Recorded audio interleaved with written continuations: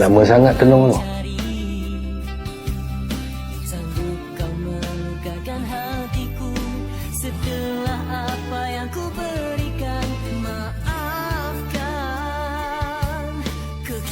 Excuse me. Hello. Sorry to ask. Both of you ni masih ada perasaan ke apa? Aiman, Diana bukan macam dulu, okay? She's my wife.